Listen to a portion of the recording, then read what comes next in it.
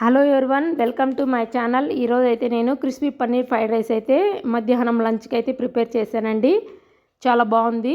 దీనికి ఎటువంటి side dish కూడా అవసరం ఉండదండి. డైరెక్ట్గానే తినేయచ్చు. పిల్లలకైనా పెద్దలకైనా చాలామంది కూడా అందరూ కూడా పన్నీర్ ఫ్రైడ్ రైస్ని ఇష్టంగానే తింటారు. ముందుగా దీనికైతే ఒక గ్లాస్ బాస్మతి రైస్ అయితే తీసేసుకొని నానబెట్టేసుకోకొని ఒకసారి కడిగేసి ఒక 5 మినిట్స్ 10 మినిట్స్ అయితే నానబెట్టేసుకొని ఒక గ్లాస్ రైస్కి 2 గ్లాసులు అయితే వాటర్ వేసేసుకొని బాగా అన్నం అయితే ప్రిపేర్ చేసేసుకున్నాను. కొద్దిగా సాల్ట్ కూడా వేసేసుకున్నానండి. ఇదే రైస్లో వేసేసుకొని అన్నం ప్రిపేర్ చేసేసుకొని పక్కన పెట్టేసుకున్నాను.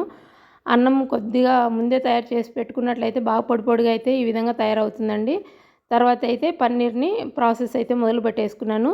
నేనైతే ఇంట్లోనే ప్రిపేర్ చేసుకున్న హోమ్మేడ్ పన్నీర్ అండి ఇది. ఈ పన్నీర్లో అయితే ఉప్పు, కారం, పసుపు 3 కూడా వేసేసి చిన్న చిన్న క్యూబ్స్ లాగా కట్ చేసుకున్నాను. మరీ చిన్నవి అయితే కాదండి, మీడియం సైజు. మరి పెద్దవైనా కానీ సరిగా ఉడకవు లోపల, అందుకనేసి మీడియం సైజులో అయితే క్యూబ్స్ తయారు చేసేసుకొని ఈ విధంగా అన్నీ కూడా వేసేసుకొని ఉప్పు కారం పట్టే విధంగా కలుపుకోవాలండి. ప్యాన్ పెట్టేసుకొని బటర్ అయినా ఆయిల్ ఉంటే ఆయిల్ అయినా రెండు ఏదో ఒకటి అయినా వేసేసుకొని మంచి గోల్డెన్ కలర్లో అయితే ఈ పన్నీర్ క్యూబ్స్ని తెచ్చేసుకోవాలండి. ఈ విధంగా మంచి ఒక లో ఫ్లేమ్లో పెట్టినట్లయితే మంచి క్యూబ్స్కి గోల్డెన్ కలర్ అయితే వస్తుంది. అదేవిధంగా లాస్ట్లో అయితే నేను క్యాషూ నట్స్ కూడా కొన్ని యాడ్ చేశానండి. ఈ విధంగా క్రిస్పీ పన్నీర్ క్యూబ్స్ అనేటివి తయారు చేసుకొని పక్కన పెట్టేసుకున్నాను. అదే ప్యాన్లో అల్లం వెల్లుల్లి పేస్ట్ కూడా వేసేసుకొని బాగా కలుపుకున్నానండి, పచ్చివాసన పోయేంత విధంగా.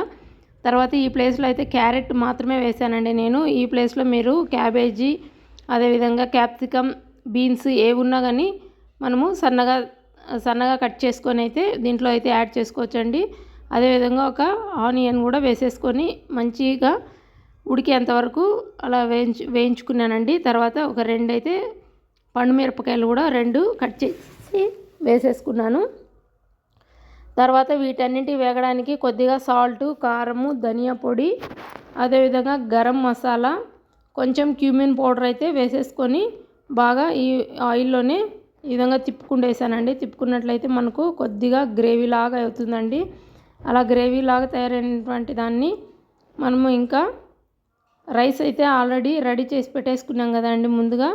ఇవి క్యారెట్ ముక్కలు కూడా కొద్దిగా మెత్తగా ఆయిల్లో ఉడికినాయి కదండి. ఉప్పు కారం పడేలకు క్యారెట్ ముక్కలు కూడా మెత్తబడి ఉంటాయి. అప్పుడు మనము ఈ విధంగా పొడిగా చేసుకున్నటువంటి అన్నాన్ని కొద్దిగా వేసుకుంటూ కలుపుకుంటూ వచ్చేసినామంటే మనకు పన్నీర్ ఫ్రైడ్ రైస్ అయితే రెడీ అవుతుందండి.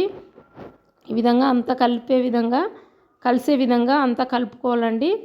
కలుపుకున్న తర్వాత పన్నీర్ ఫ్రైడ్ ముక్కలు ఉన్నాయి కదండి క్యూబ్స్, ఈ క్యూబ్స్ని లాస్ట్లో కలుపుకోవాలండి. ఇది ఇలా కలిపినట్లయితే అవి క్యూబ్స్ అనేది చెదిరిపోకుండా ఉంటాయండి. అందుకనేసి ఈ విధంగా లాస్ట్లో కలుపుకున్నట్లయితే మనకి బాగుంటాయండి క్యూబ్స్ షేప్స్.